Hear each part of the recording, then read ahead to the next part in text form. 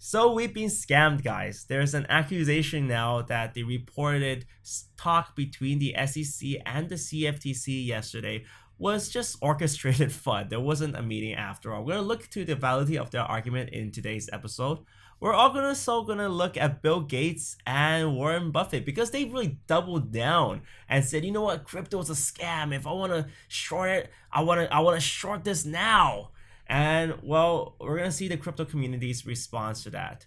We also, of course, are gonna catch up on what's gonna happen next because a major event's gonna happen. That's Consensus Blockchain Week, and a lot of developments and all of the announcements are gonna be done there. And of course, I'll definitely be there to report everything that's happening. So all this and more in today's Boxmining Daily. Of course, everything covered here is my personal opinion, and I'm not a professional financial advisor.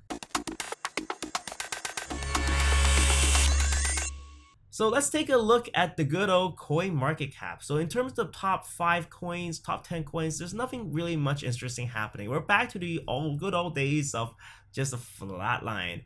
But there is one major movement for Bitcoin. Bitcoin went up 158% on news that's getting listed on Binance. So let's start off the news section by discussing the CFTC and the SEC meeting that was reported to happen yesterday.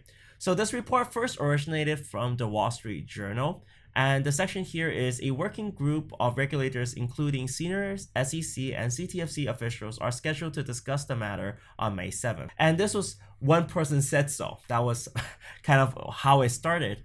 And then I think I really fell for this. It got really blown out in crypto media that, well, this was going to be this major event of some sort. So I think the expectation in the crypto space was that there was very much going to be a public discussion, very similar to the Senate hearing, which was broadcasted live earlier on this year.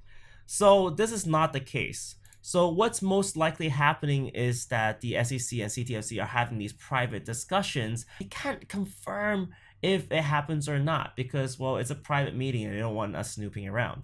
So in essence, this is no news because, well, they can have discussions at any time. So I really want to take the opportunity to apologize to everyone here on this channel. See, I fell victim and believed that this was going to be a major event, and I thought this was newsworthy. I do want to say that the status quo has never been a change. It's always been the case that they've been discussing and they haven't really named any names as to which cryptocurrencies are securities or not. So the threat's always there, but it's just something that we have to live with and we can't really set a date for. So one of the reasons why people think that there's mainstream FUD is because they want to suppress prices ahead of consensus. This was a big event last year because this is one of the biggest meetups in this whole blockchain and the industry space. It's got one of the biggest conferences, Consensus, but it's also got a huge array of conferences set apart around that. So the idea is to gather everyone in New York to discuss what's happening, bring in everyone around the world, and also introduce new people and C-level executives to blockchain technology as well. So this is an event that I am going to go to. It is quite expensive as well. It's at around $2,000 for a ticket for just one of the events for Consensus. But it's gonna be something that I can show you guys what's happening at the ground floor there. In other news, it seems that Bill Gates is coming out to say, you know what, I would short Bitcoin if I can, if I could. If it's just an easy way, I would do it because it's passing money to the greater fool. And this is something that's also echoed by Warren Buffett as well, because both of them really hate Bitcoin for some reason. And I'm not falling for this anymore, guys. This is just a clear manipulation because it's already 2018. You already see all these developments, all this talk, and this whole new industry growing up. And it's quite clear that if you take such an aggressive one-sided stance on crypto, you're probably doing it because you're protecting your other assets. You're probably doing it because you just want to FUD it. So this is something that Winklevoss quickly said, you know what, to Bill Gates, you know what, put your money where it is. Just bet all your money against Bitcoin. Short it if you want, because that's not going to be very favorable for you in the long term.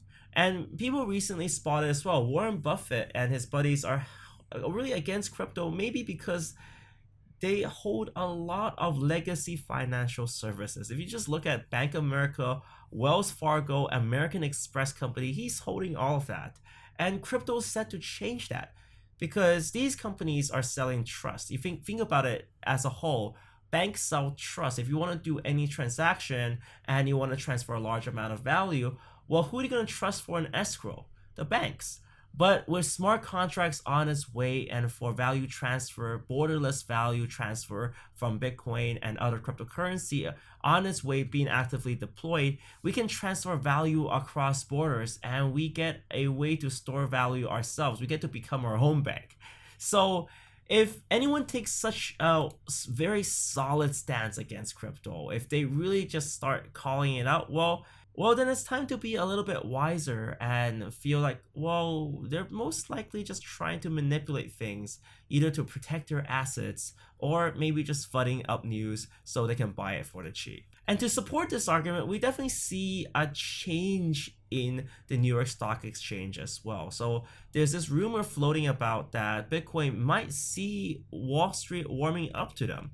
And this was predicted around a year ago. One of my buddies was talking, well, once crypto moves up in market cap and there's enough money to be made there, Wall Street's gonna jump in because, well, it's money, right? And they can't fight this any longer.